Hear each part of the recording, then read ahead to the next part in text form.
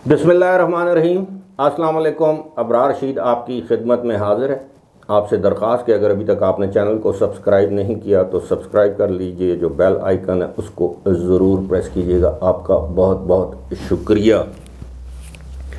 जनाब, Chinese engineer Besham में जिन पर हमला हुआ तो उसके हवाले से हर आने वाले दिन मुख्तलिफ़ रिपोर्ट्स सामने आ रही हैं, और कुछ रिपोर्ट्स ऐसी हैं कि जिसमें ये ज़ाहिर होता है कि अगर एक जानब कोई पाकिस्तानी सिक्योरिटी में कोई लैप्स था, कोई कमी रह गई थी, तो दूसरी जानब चीनी जो बाशिंदे हैं उनकी भी कुछ ना कुछ कोताहियाँ इसमें ज़रूर थीं।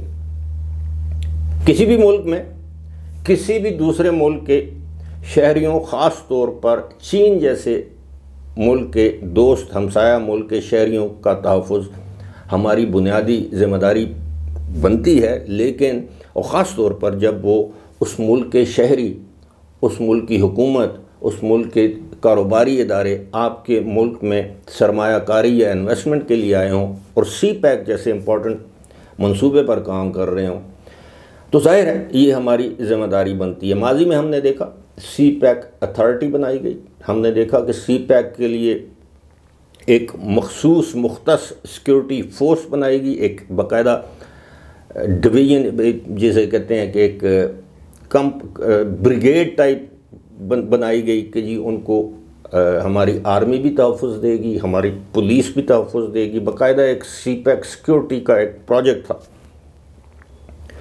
इसके अलावा जिस मखसूस प्रोजेक्ट्स पर चीनी काम कर रहे होते हैं वहाँ भी एक सिक्योरिटी डिवीज़न कायम किया जाता है, या सिक्योरिटी डायरेक्टरेट आप कह लें, जो भी उसका तकनीकी नाम है। इसी तरह ये दासू हाइड्रो प्रोजेक्ट पर भी था। लेकिन अब ये इंकशाफ हुआ है।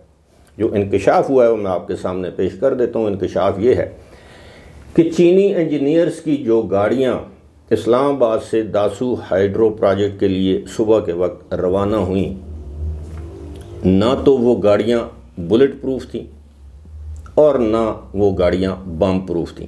अगर बुलेट प्रूफ नहीं थी तो बम प्रूफ क्या होंगी। और ये बताया गया है कि दोनों गाड़ियों में जो है वो सीसीटीवी कैमरे लगे हुए थे। अब जाहिर है उससे उनको, अगर वो कैमरे तबाह नहीं हुए, उनकी चिप या वो सिम तबाह नहीं हुई, या जो भी उसमें वो मेमोरी चिप डलती है, तो उससे बड़े शवाहिद मिल चुके होंगे। दूसरा इंकशाफ ये हुआ है कि ये जो चीनी इंजीनियर्स मारे गए हैं 5, इनमें से एक खातून इंजीनियर भी थी। और ये भी बताया गया है कि हादसा जिस बस में ये सवार थे, जिस गाड़ी में ये सवार थे, इस कदर शदीद था कि ये तबाह होने के बाद ये बस एक गहरी खाई में गिर गई और उसको आग लगी। वो तस्वीरें आपने देखी होंगी। लेकिन उसके बाद पहली इंक्वायरी होती है। उस इंक्वायरी के बाद वज़ीर आज़म शहबाज शरीफ एक एक्शन लेते हैं। एक्शन ये लेते हैं कि 15 दिन के अंदर अंदर 3 बल्कि 5 सिक्योरिटी हुकाम या पुलिस ऑफिसर्स के ख़िलाफ़ एक्शन लिया जाए।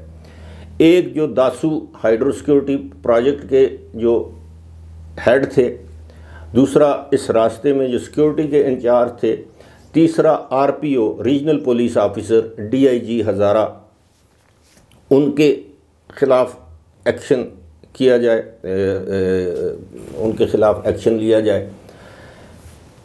डीपीओ अपर कोहिस्तान और डीपीओ लोअर कोहिस्तान। अब ये तो हज़ारा का मामला हो गया क्योंकि ये प्रोजेक्ट दासू जो है वो हज़ारा में है। लेकिन ये जिस जगह ये वाक़या होता है, मैं पहले भी इसका ज़िक्र कर चुका हूँ, वो है बिशाम। और बिशाम जो है वो शांगला डिस्ट्रिक्ट का हिस्सा है, और इसमें डीपीओ शांगला की कोई कोताही नहीं पाई गई। अब मुझे नहीं मालूम ये इंक्वायरी किसने की है। इसमें पुलिस इन्वॉल्व थी, इसमें दीगर हसास अदारे इन्वॉल्व थे, और ये जो 3 अफसरान या 5 अफसरान, 2 तो समझ आती है कि दासू हाइड्रो प्रोजेक्ट के वो इंचार्ज थे, लेकिन इन 3 अफसरान के ख़िलाफ़ एक्शन लेने के लिए क्यों कहा गया है? तो क्या इसमें शांगला के डीपीओ की कोई इन्वॉल्वमेंट नहीं है? मैं नहीं जानता कि वो कौन है, लेकिन ये एक आम फहम सी बात है कि अगर एक मखसूस थाने की हदूद में कोई जुर्म होता है, किसी जुर्म का इर्तिकाब किया जाता है, तो आप उस थाने के SHO के बजाय इर्द गिर्द के थानों के SHOs या DSPs के ख़िलाफ़ एक्शन ले। ये बात थोड़ी सी समझ से बाहर है। उम्मीद है इस इंक्वायरी की जो फाइंडिंग्स हैं वो सामने लाई जाएंगी। मैं किसी की हमायत नहीं कर रहा, लेकिन मैं चाहता हूँ कि लोगों को भी पता चले कि इसमें लैप्स कहाँ हुआ है। क्या चीनियों की जानिब से हुआ है? क्या उन्होंने मुकामी पुलिस या सिक्योरिटी इदारों को या जो भी है उनकी हिफाजत पर मामूर जो इदारे हैं उनको नहीं बताया अपनी मूवमेंट के हवाले से? यकीनन बताया होगा या नहीं बताया, ये बात भी सामने लाई जानी चाहिए। और दूसरा ये कि अगर चीनियों की ज़िंदगियां इस कदर गैर महफूज हैं पाकिस्तान में, माजी में भी उन पर हमले होते रहे, तो फिर उनको SOPs होते हैं, उनको बुलेट प्रूफ गाड़ियाँ क्यों नहीं दी जाती, उनको बम प्रूफ गाड़ियाँ क्यों नहीं दी जाती? पाकिस्तान में हम जानते हैं कि बहुत से हमारे सियासी रहनुमा हैं, बहुत से हमारे सिक्योरिटी अहलकार या सिक्योरिटी अफसरान हैं जिनकी अपनी गाड़ियाँ बुलेट और बम प्रूफ हैं, तो इनको क्यों नहीं दी जाती? इनसे कहा जाए कि ये अपने मुल्क से इंपोर्ट करें, ड्यूटी फ्री इंपोर्ट करें, उनको इस्तेमाल करें। यकीनन इस पर काम हो रहा होगा, लेकिन मैं समझता हूँ कि ये बात काफ़ी मेरे लिए जैसे लोगों के लिए इसको आप ये समझ लें कि डाइजेस्ट करना अजीब सी मुश्किल सा लगता है कि चीनी इस्लामाबाद से चलें तो उनकी मूवमेंट का किसे मालूम था?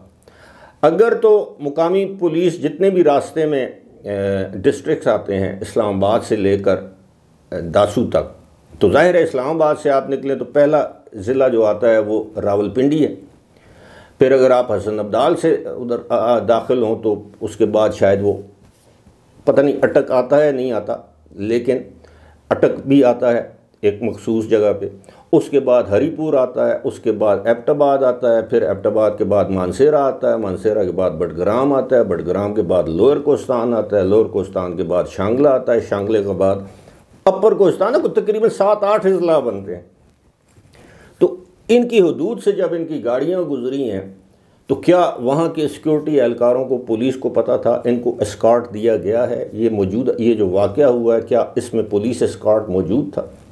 कहा यह जाता है कि जो एरियल सर्वे किया गया उससे ये ऐसे ज़ाहिर होता है कि ये करीब तरीन जो थाना था बिशाम, उससे ये 6 किलोमीटर ये गाड़ी दूर थी।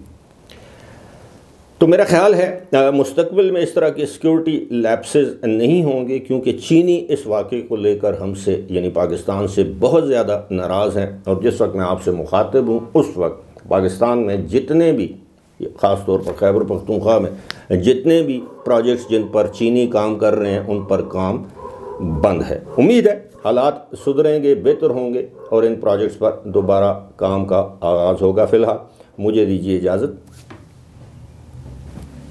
खुदा हाफ़िज़।